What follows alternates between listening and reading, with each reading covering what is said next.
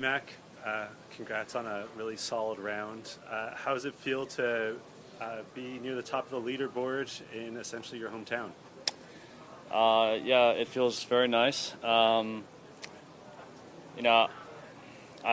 had a few minutes to process the round and kind of the whole day, and while the finish was disappointing, I look at the whole body of work and starting today, if you had told me I was going to shoot 64, I would have taken it. So, gets me in contention for the weekend, and that's all I can ask for. Did you have a sense that you were at the top of the leaderboard, or that you were having a good round as it was coming together, or were you just focused hole by hole? No, I mean I had an idea. I was looking at the board, so I kind of knew where I stood, and I knew when I made the eagle putt on 4 that I was in the lead or near the lead. So, yeah, I knew I was right there, and like I said, I did a great job for most of the day, and the finish wasn't what I had planned for, but happy with the result.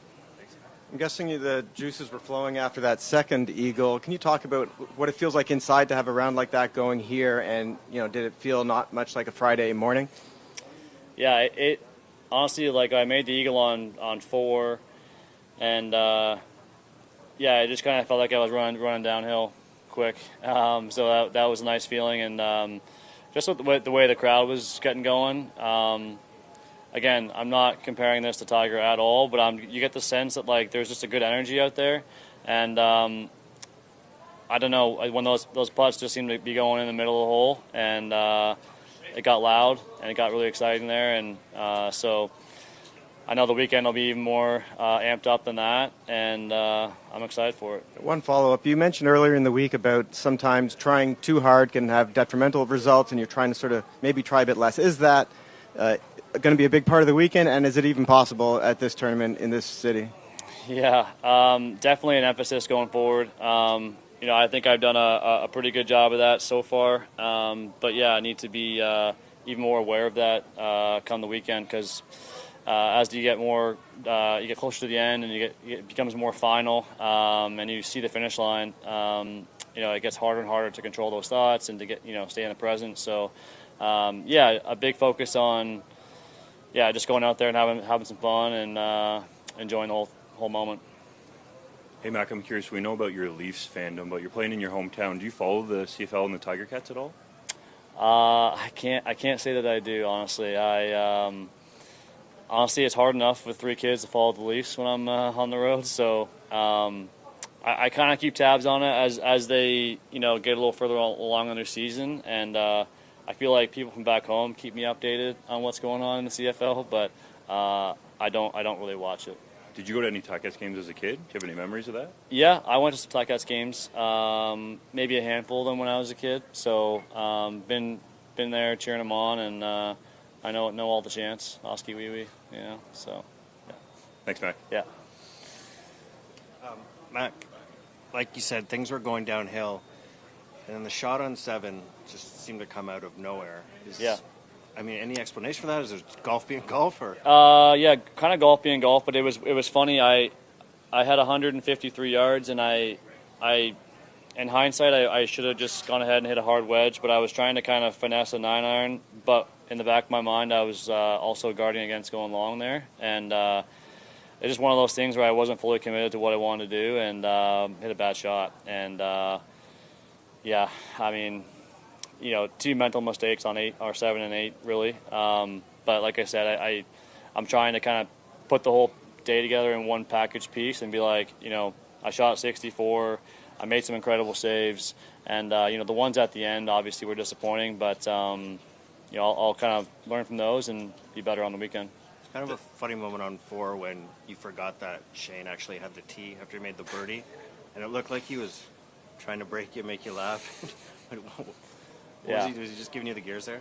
Yeah, he basically he was telling me, he's like, you got to give me the tee at least once today. So, we got a good laugh out of that, and it actually ended up working out in my favor, because I saw his tee ball kind of drift left on the wind, and kind of adjusted my line a little bit, and I hit a great drive and made 3. So he kind of saved me there. But I actually did that on 18 yesterday to Adam. He told me as well. So it's funny because sometimes I was just getting in that mode where I just go to the tee, peg it, go, and I got a little ahead of myself there. Do you get a little more nostalgic at this particular Canadian Open being so close to where you grew up, or is it all pretty similar around Toronto? No, this one's different. I mean, like, yesterday on the first tee when they announced me and, they say Dundas, Ontario, like, just knowing how close that is to here, it kind of hit me that it was really, really special. And doing it here does feel different. Being in Toronto is obviously still home, but I spent time here as a kid. Probably my fondest memories of the Canadian Open were here when I was younger as a volunteer or watching. So there's just a ton of cool memories and nostalgia from coming to this place. So I'd say it does feel quite a bit different. And then the jersey you wore at the rink the last couple of days, what's the significance of that? So I had a really good friend of mine pass away about a month ago, and his name was Bill Bath, and that's one of his old hockey jerseys. And so that was really cool. I've been thinking about him a lot the last month or so, and his wife and son have been out here watching me, and so it's a bit emotional when I put that on to think about him. And but I know the last time I was here, he actually caddied for me. So a lot of great memories with him and his family. So that was kind of the reason behind the jersey. He was a family friend from like growing up. You yeah, I met him when I was 11 years old, and he's been a big part of my journey and just someone I always trusted to talk to. And so yeah. You met him where? I met him in Cuba on a vacation actually, and we just stayed in touch and got closer and closer, and yeah. Hey, Mac, when you talk about the challenges of sort of, filtering out the distractions and staying focused, I mean, when you've sort of emerged as a bit of a spokesman for the state of the game this year, I mean, has that been difficult to sort of, keep your mind on the game, or has it all been a distraction or a challenge? I don't think so. I mean, I'm not, I guess, getting asked those questions all the time. Like if I, was Rory stature or something like that, and I sat in every press conference every week and I answered those same questions, it might be a little more daunting, but I don't get the questions a ton, and when I do, I just speak my mind and how I feel. So I don't think it's too hard, because honestly I don't think about what I'm going to say or how I'm going to say it. I just say what I think, and some like it, some don't, and that's okay. But I think the longer I've been out here, the more I have just learned to kind of speak up and say what I feel, and I'd say for the most part it's appreciated, and but I don't think it takes away from what I'm trying to do on the golf course. Time for a couple more. How many rounds do you think you've played here in your life? If you had to guess. If I had to guess, I'm going to say 50. And how many lower than today, do you think? Well, considering when I played them when I was a teenager, I'm going to say probably 0. I'm going to venture a guess that, when I was a kid and I played out here as a teenager, if I shot under par, I was pretty happy.